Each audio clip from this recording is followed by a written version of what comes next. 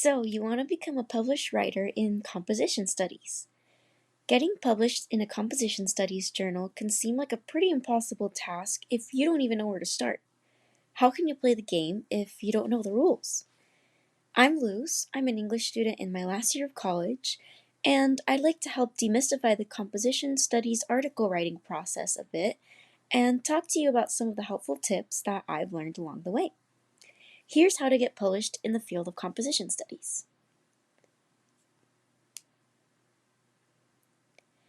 So this is the general structure for a composition studies paper.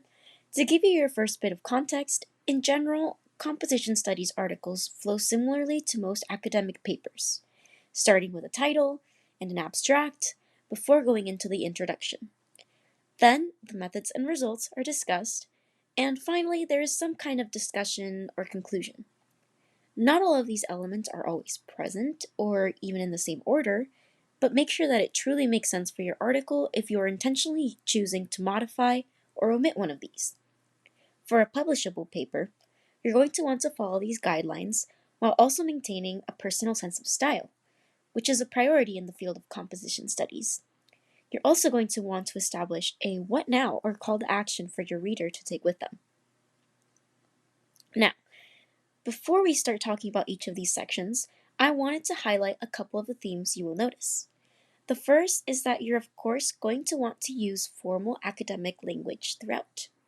Even if you want to vary your structure and mix up the conventions to add your own personal style, there's a standard of formality that is consistent through academic journals, especially in the world of professional writing and especially in the world of composition studies. Another theme that is just as important as the credibility you establish through your language is that you want to use your voice and contribute to the field in some capacity. What does your article add to the conversation? The idea is to write something contributional while remaining true to the context of your own identity, your interests, and your experiences. In each section, I will discuss 3 other articles written by published authors in the field of composition studies who have successfully addressed this call for innovation. And I'll talk about how you yourself can apply some of their strategies to your own writing. So knowing this, let's get talking about the title. Like any efficient article, your paper should have a title that is both interesting and concise. Think about the last paper that made you feel compelled to read it because of the way the title was worded. Effective titles are descriptive without being misleading, directly expressing the main idea of the paper in a unique and interesting way. It's a good idea to refine this skill if you're thinking about getting your work published.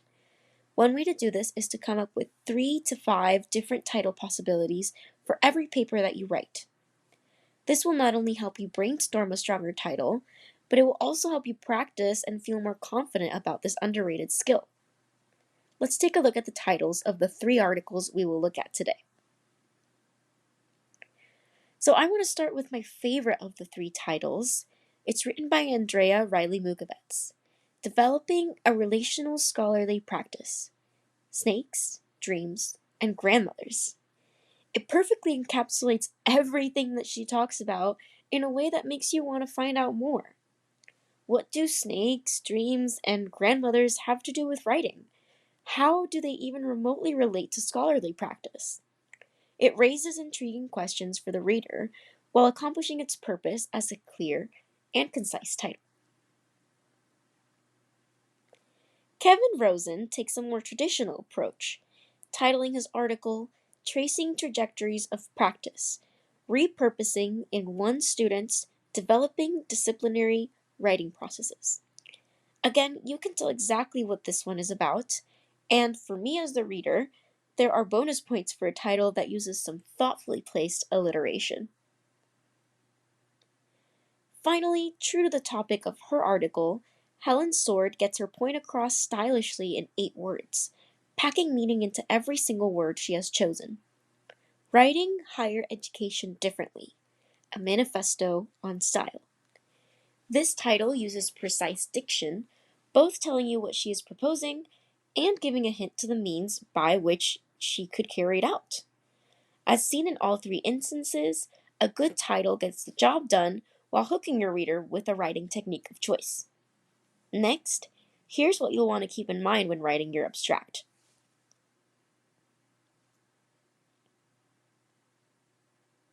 So, a good abstract should be a compelling summary of the article, organized in the same way as your paper, and paraphrasing it in a clear manner. Since your abstract is one of the first things that your reader will come across, it's crucial that it conveys your findings succinctly and accurately. The use of keywords is a helpful way to keep yourself organized and focused on what you already say in your paper.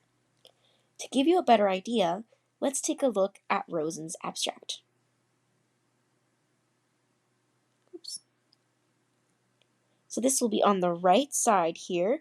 This article is a great example of a piece that follows conventions and extends upon an existing conversation, while also making contributions of its own. Having read the article, I can tell you that his abstract is a perfect summary of what he actually discusses in his research. I wanted to highlight that his work is specifically drawing upon Witty's notion of intertext to address the way disciplinary activities repurpose or reuse and transform extradisciplinary practices. So that's that first highlighted section there on the right. So here he's referring back directly to a previous study, being one of many writers who have proven how adding onto and or reacting to others' ideas is a great way to create something new, clearly even significant enough to get yourself published in the Composition Studies journal. However, not everyone who gets published chooses such a straightforward approach when they write their abstract, and they make this unconventional choice very intentionally. So while I won't be discussing the other two abstract sections in detail in this video, I encourage you to pause and read and notice how the writing following the title promotes each author's purpose for writing the article. The important thing is to keep in mind that it shouldn't read like an introduction, which is what we will discuss next.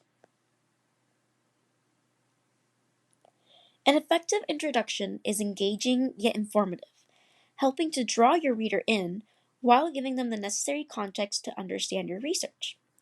Your introductory section should establish the overall topic you will be writing about, easing your reader in and giving them a sense of the situation they're reading into.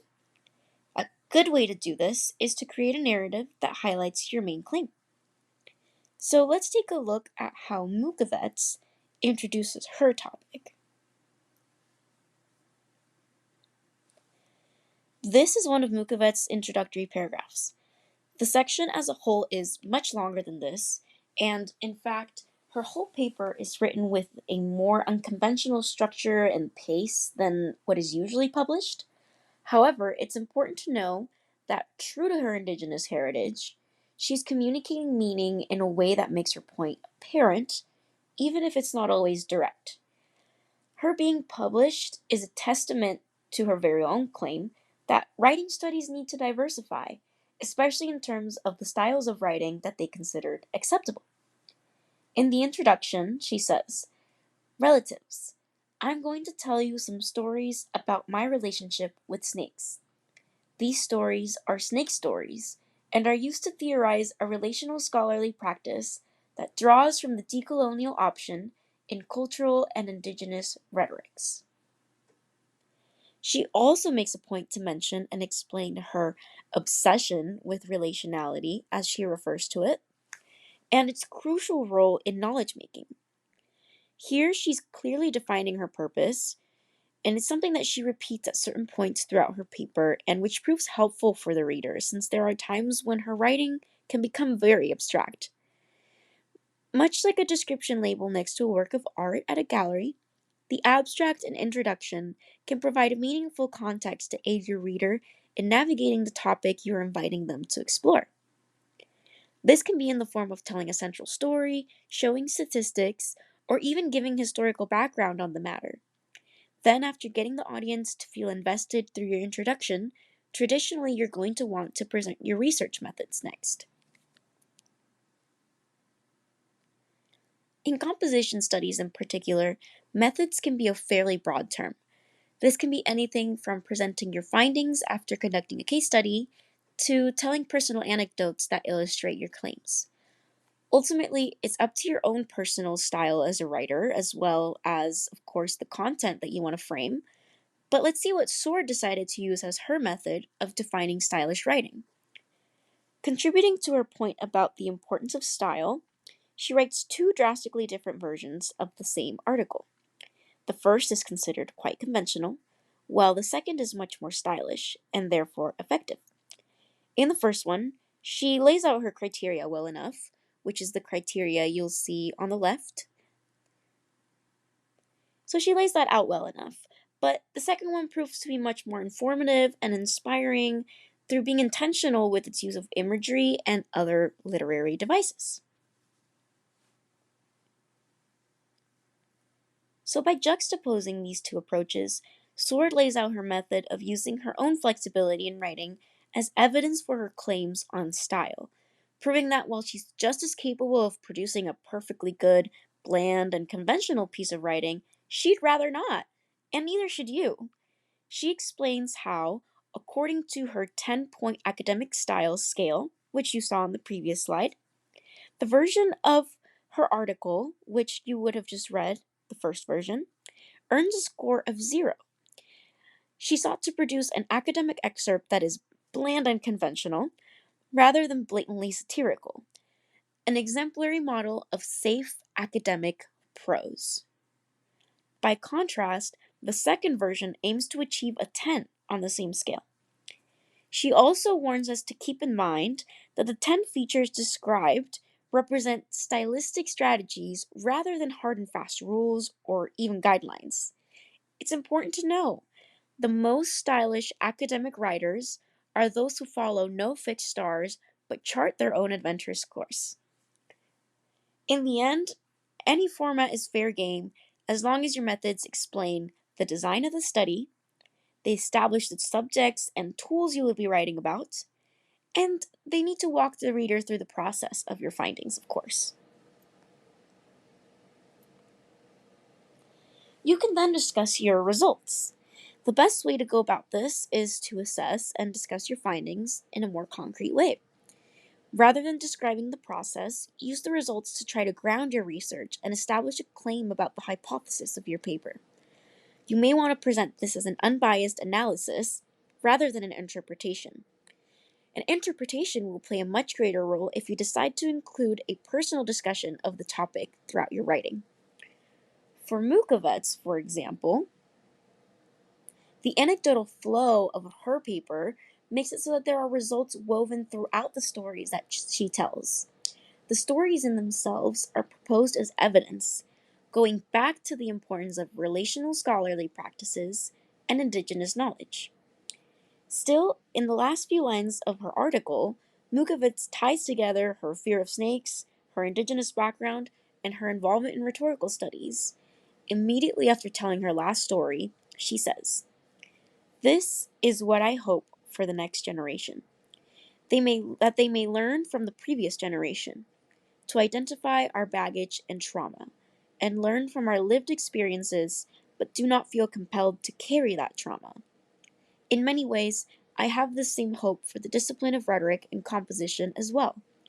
May we collectively find ways to make space and imagine new possibilities for what constitutes rhetorical knowledge." So, if you decide to take a more traditional approach, you may want to add more personal commentary in the form of a final discussion or conclusion rather than that having to be part of your results. At this time, you'll wrap up any final thoughts, reiterate main points, and if you haven't already, this presents a chance to use your voice. Adding your voice is most efficient when there's an emotional appeal or a call to action involved.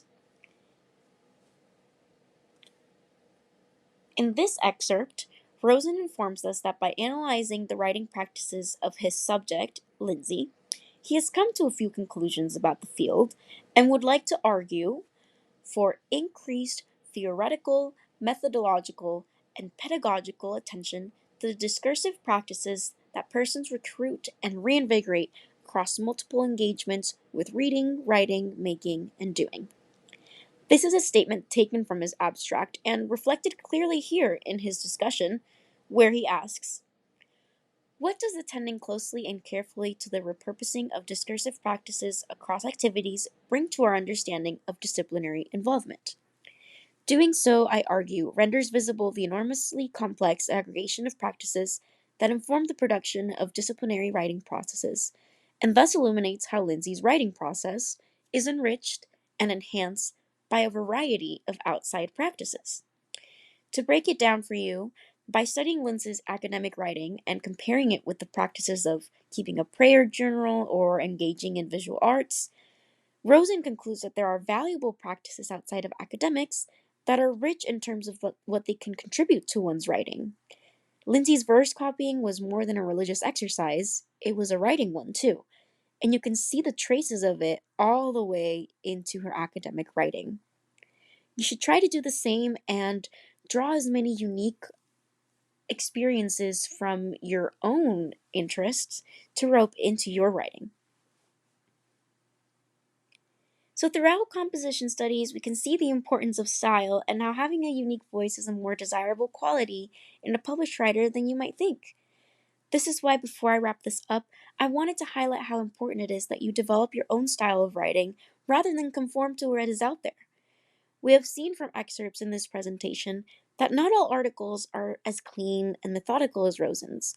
In fact, Helen Sword discusses the importance of style and its role in reader engagement.